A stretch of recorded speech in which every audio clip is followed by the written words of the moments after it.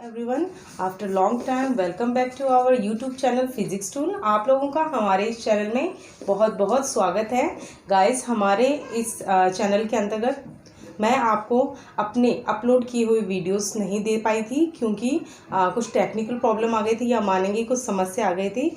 मैं मानती हूँ कि आप इस समस्या को थोड़ा सा समझेंगे और आज फिर से हम कुछ समय बाद अपने वीडियो को लेकर के आए हैं और मैं आशा करती हूँ कि फिर से आप अपना उतना ही इंटरेस्ट हमारे वीडियो को देखने में लगाएंगे और हमें अच्छे अच्छे कमेंट करके बताएंगे कि आपको हमारे वीडियोस कैसे लगे। तो आइए, जो आज हमारा टॉपिक है वो शुरू करते हैं। आज का हमारा टॉपिक है विशिष्ट बालक। इस यूनिट के अंदर गाइस हम लोग पढ़ेंगे कि जो बच्चे होते हैं वो किस किस प्रकार के होते हैं और उन बच्चों में कुछ कमियां और उनकी जो विशेषताएं होती हैं वो किस कारण होती हैं। तो विकलांग बालक में आज हम विशिष्ट बालक में आज हम पहला जो कारक है इसको पढ़ेंगे, विकलांग बालक। क्या पढ़ेंगे? विकलांग बालक।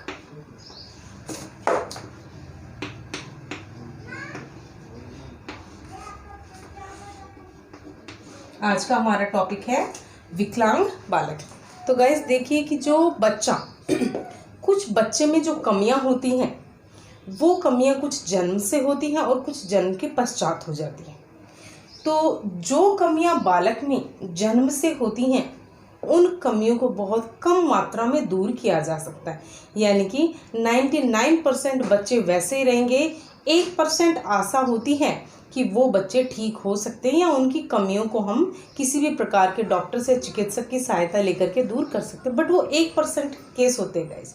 और जिन बच्चों में जन्म के बाद कमियां आई हैं, ठीक है, कुछ ऐसी विशेषताएं हो गई हैं जिनके कारण बच्चा रूझा सा रहता है या कुछ ऐसी कमियां उसमें आ गई हैं, तो उनके लिए हमारे पास ज़्यादा मात्रा में हमारे पास चांसेस होते हैं कि उन बच्चों को हम सही कर सकते हैं। उनको मोटिवेट करके भी सही किया जा सकता है, कुछ ट्रीटमेंट दे करके भी उनको सही किया जा सकता है। तो आइए, जो आज हम पढ़ रहे हैं विकलांग बालक, इनकी विशेषताएं, किन कारण से विकलांग होते हैं और इनमें क्या क्या उपाय किए जा सकते हैं कि उनकी विकलांगता को या उनकी कमियों को दूर किया जा सके। तो गाइस देखिए, जो विकलांग बालक होते हैं ये इस प्रकार के बालक होते हैं कि इनमें कुछ कमियां होती हैं, ठीक है, और वो जो कमियां होती हैं वो कुछ बच्चों में जन्म से होती हैं और कुछ जन्म के पश्चात हो जाती हैं। तो गाइस, विकलांग बालकों के अंतर्गत अधिकतर देखा गया है कि कमियां जन्म से ही होती हैं। जन्म के अंतर्गत जब बालक गर्भ अवस्था में रहता है तो उस समय माता को सही प्रकार से पौष्टिक भोजन नहीं मिलने के कारण उस बच्चे में वो कमियां रह जाती हैं और वो अंत तक सही नहीं हो पाती। या हम बोलेंगे कि गर्भावस्था के दौरान बालक जब गर्भ में रहता है तो गर्भ के दौरान माता पे कुछ ऐसी परिस्थितियां आई हुई होती हैं या कुछ ऐसे हम बोलेंगे इंसिडेंट हो गए होते हैं जिनके कारण बच्चे पर गलत प्रभाव पड़ता है, और वो जो गलत प्रभाव होता है वो बच्चे की मानसिकता को और विभिन्न प्रकार के जो अंग होते हैं उनमें कमी ला देता है। तो आइए पहले लिख लेते हैं, उसके बाद हम इस टॉपिक को और आगे बढ़ाते हैं। देखिए,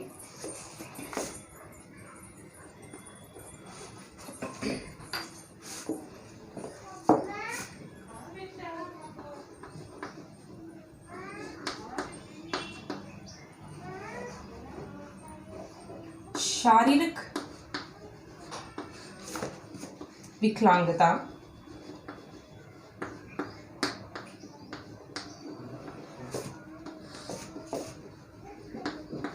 का अर्थ शरीर के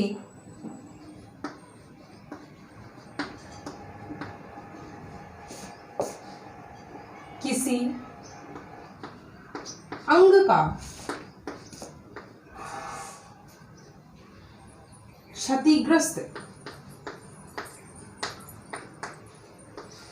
का क्षतिग्रस्त हो जाना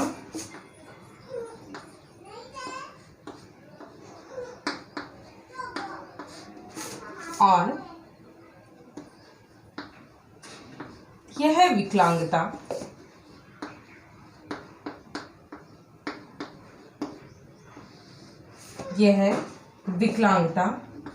जन्म से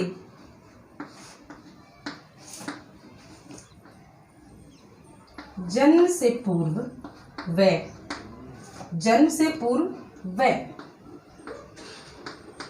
पश्चात हो सकती है, पश्चात भी हो सकती है।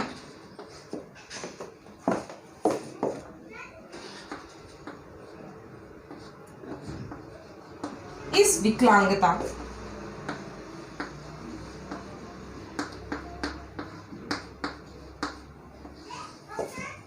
विकलांगता के कारण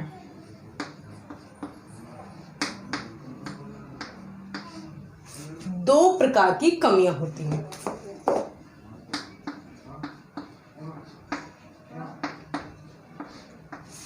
दो प्रकार की हानियां होती हैं, या हम बोलेंगे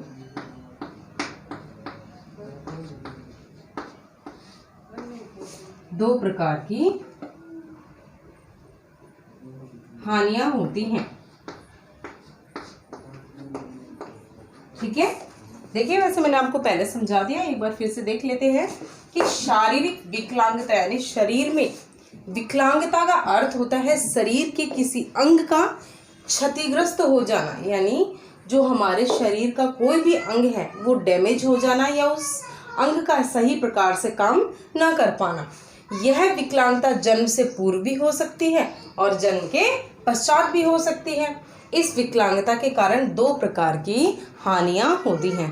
तो देखिए गाइस, जो विकलांगता होती है ये जन्म से पूर्व भी हो सकती है, मैंने अभी अभी आपको बताया था, और ये जन्म के पश्चात भी हो सकती है। जन्म से पूर्व मैंने आपको बता दिया, और जन्म के जो पश्चात का कारण है वो कोई भी एक्सीडेंट हो सकता है, किसी भी प्रकार की शॉक न्यूज़ हो सकती है जिसके कारण विकलांगता हो सकती है। तो ये कुछ कारण हैं जिनसे जो बच्चा होता है या जो बड़ा होता है वो भी विकलांग हो सकता है। उसके बाद हम देखेंगे इसके अंतर्गत कि ये जो कारण है इनसे दो प्रकार की जो हानियां होती हैं वो कौन कौन सी हैं। तो पहली जो हानि है हम उसको लिखेंगे प्राथमिक हानि।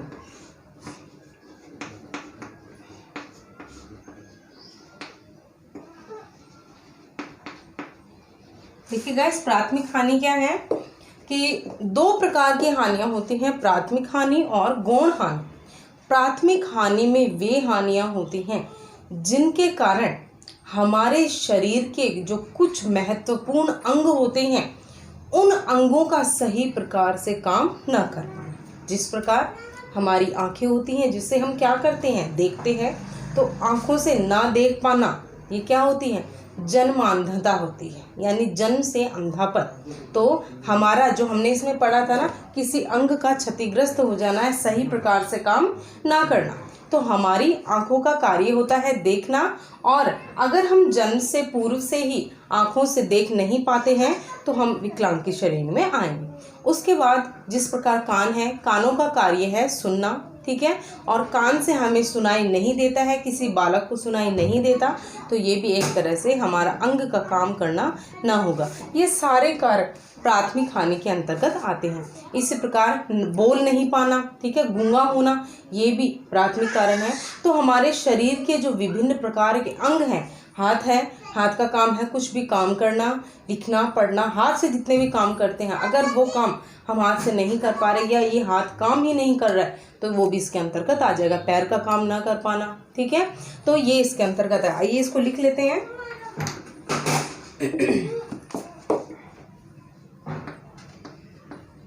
इसका अर्थ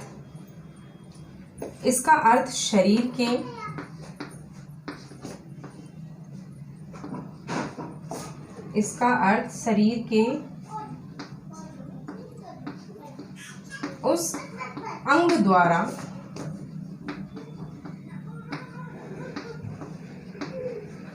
वह काम न कर पाना,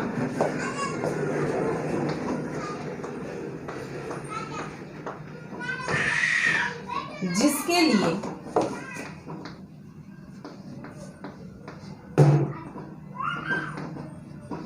वह अंग जाना जाता है। जिस प्रकार आँखों से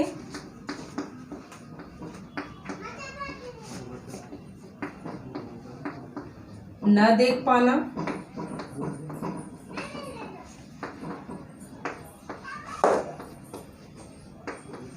कानों से न सुन पाना,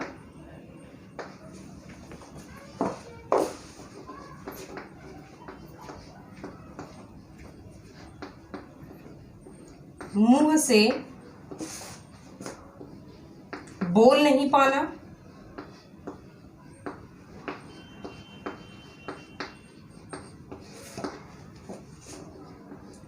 हाथों द्वारा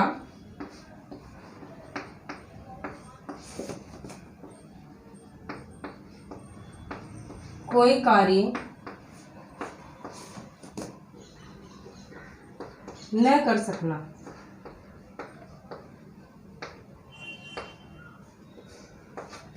देखिए, प्राथमिक हानि क्या है? इसका अर्थ होता है शरीर के उस अंग द्वारा वह काम न कर पाना जिसके लिए वह अंग जाना जाता है या बना है। यानी कि अब मैंने आपको बताया था ना कि हमारे शरीर हैं, शरीर के जो अंग ये अंग जो होते हैं ये किसी प्रकार से हर काम के लिए जाने जाते हैं। जिस प्रकार मैंने बोला, कान का काम क्या है? सुनना। हाथों का काम कार्य करना, कोई भी गतिविधि करना।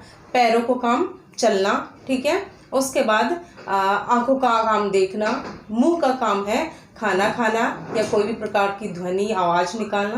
तो ये जो हमारे शरीर के अंग हैं जब काम नहीं कर पाते, इसका अर्थ होता है ये जो विकलांगता की हानि है वो प्राथमिक हानि है।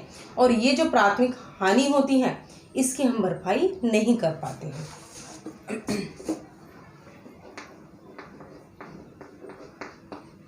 इस प्रकार की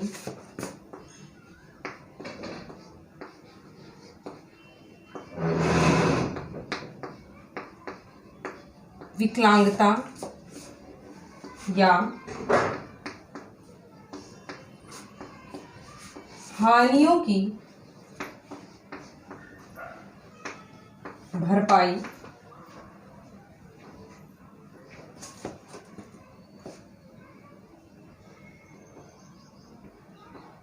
नहीं की जा सकती। ठीक है, ये जो हानियां हैं, प्राथमिक हानियां, इनकी भरपाई नहीं की जा सकती। यानी 100 में से 1% इनकी भरपाई की जा सकती। यानी 100 में से कोई एक ऐसा केस आ जाए जो ठीक हो सकता है तो अलग बात है, वरना इस प्रकार की जो हानियां होती हैं जो गर्भ से बच्चों को होती हैं उसकी भरपाई नहीं की जा सकती। यानी उसकी ये जो हानि होती है उस कमी को दूर नहीं किया जा सकता। ठीक है, तो प्राथमिक हानि हमने आपको समझा दी है। उसके बाद हम पढ़ेंगे गौण हानि। ये मिटा देती हूँ मैं आपको।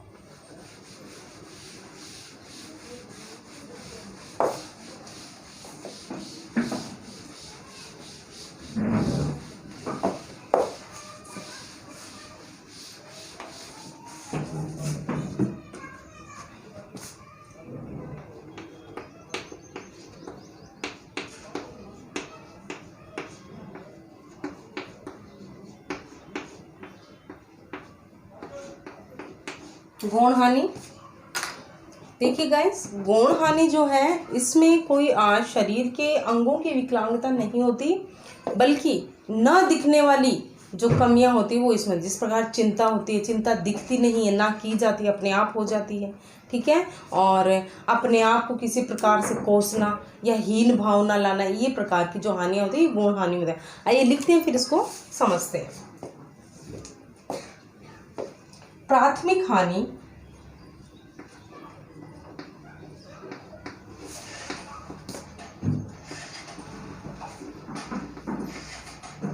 के कारण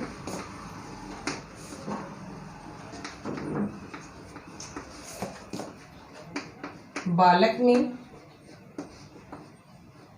प्राथमिक हानि के कारण बालक में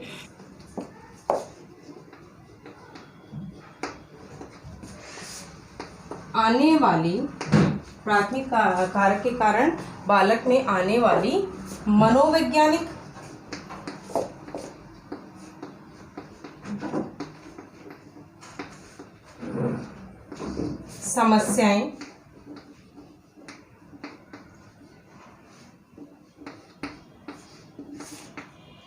समस्याएं जैसे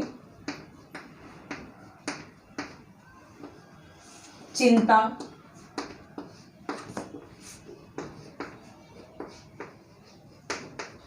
हीन भावना,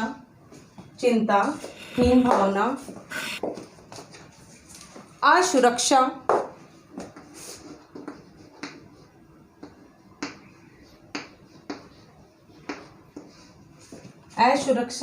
उदासी आदि का आना गौण हानि कहलाता है।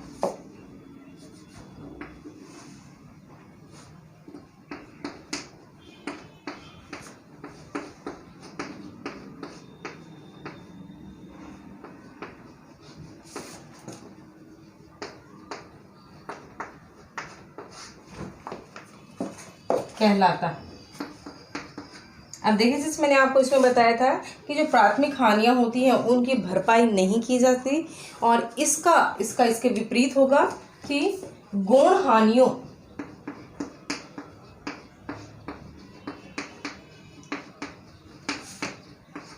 की भरपाई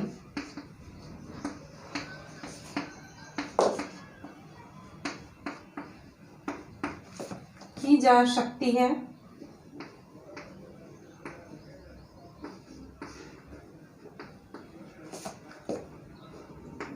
अतः शिक्षक को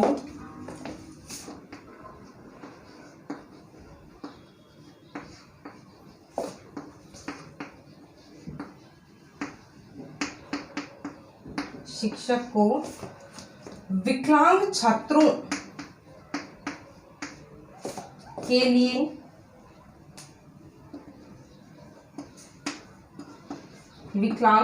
के लिए कक्षा के अंदर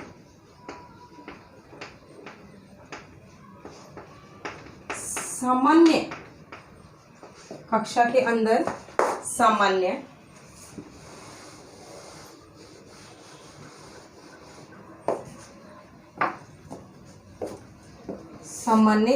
के साथ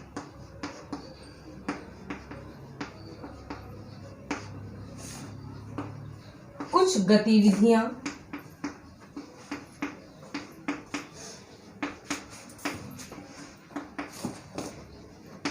करवानी चाहिए।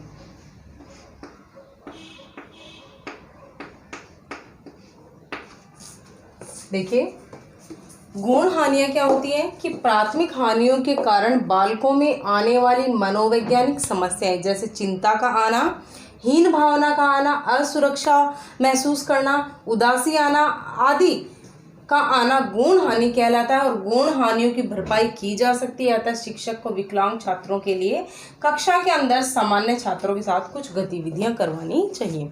देखिए, ये जो गौण हानियां हैं ये प्राथमिक हानियों के कारण आती हैं। जिस प्रकार प्राथमिक हानि है कि शरीर का किसी प्रकार से काम न कर पाए, जैसे कोई अंधा बालक है, ठीक है, अंधा बालक है तो वो सामान्य बालकों के साथ नहीं रह पाता, क्योंकि उसकी अंधता के कारण वो उन बच्चों के साथ नहीं रह सकता। तो उसके अंतर्गत एक भावना उत्पन्न हो जाती, हीन भावना अपने स्वयं के लिए उत्पन्न हो जाती है कि मैं इनकी तरह नहीं हूँ, इससे अच्छा तो मुझे मर जाना चाहिए। कभी कभी आवेश में आकर के वो बहुत कुछ बोल जाते हैं। तो और चिंता का विषय भी रहती है कि उसको अपने लक्ष्य को प्राप्त करने में विभिन्न प्रकार के परिवार में समायोजन करने के लिए समस्या उत्पन्न होती है, जिससे उसको चिंता भी हो जाती है, उदासी आ जाती है कि वह नॉर्मल बच्चों की तरह खेल नहीं सकता, ठीक है, और विभिन्न प्रकार से अलग अलग जगहों पर जा नहीं सकता और प्रकृति का दर्शन नहीं कर सकता। तो इस प्रकार की जो हानियाँ होती हैं, गौण हानियाँ होती हैं, इसको किसी अच्छे व्यक्ति द्वारा या शिक्षक के द्वारा हम उसको मोटिवेट करके, उस बच्चे को समझा करके हम उसको दूर कर सकते हैं। और शिक्षक को चाहिए कि इन विकलांग बालकों की गौण हानियों को दूर करने के लिए वो उन बच्चों को कक्षा के सामान्य छात्रों के साथ गतिविधि करें। अगर उनसे अलग होकर के गतिविधि करवाएंगे तो वो अपने आप को हीन मानेंगे और कहेंगे कि हम सामान्य बालकों के साथ नहीं रह सकते और ये हमें कमी है। उस कमी के साथ गाइस जीना बहुत ही दूभर हो जाता है। इसलिए उस बच्चे को हमेशा समझाते रहना चाहिए कि जो आप में कमी है ये आपके बस की बात नहीं है, बल्कि इस कमी को नकारते हुए आपको कुछ ऐसा काम करना चाहिए जिसके लिए लोग आपको पूछे, ठीक है। तो गाइस आज जो हमने पढ़ा है विकलांग बालक विशिष्ट बालक के अंतर्गत ही है। पहला टॉपिक हमारा विकलांग बालक, जिसमें हमने पढ़ा है कि विकलांगता क्या होती है, जन्म से पूर्व, जन्म के पश्चात होती है, और इसके कुछ हानियां होती हैं जिनको हम दो भागों में बांटते हैं, प्राथमिक हानियां और गौण हानियां। और फिर से मैं आपको वही बताऊंगी कि हमने कुछ इन दिनों हमारे वीडियो जो हैं वो अपलोड नहीं हो पाए, जिसके कारण शायद आपको भी समस्या आई हो। इसके लिए मैं आपसे अपने दिल से माफ़ी मांगती हूँ। कुछ मैंने बताया, कुछ टेक्निकल प्रॉब्लम होने के कारण हम वीडियो अपलोड नहीं कर पाए थे, लेकिन इससे आगे हम आपको इसी प्रकार सहायता देते रहेंगे, अपने वीडियोज़ देते रहेंगे, और हमारे चैनल को लाइक, शेयर और सब्सक्राइब करना ना भूलें। जय हिंद, जय भारत।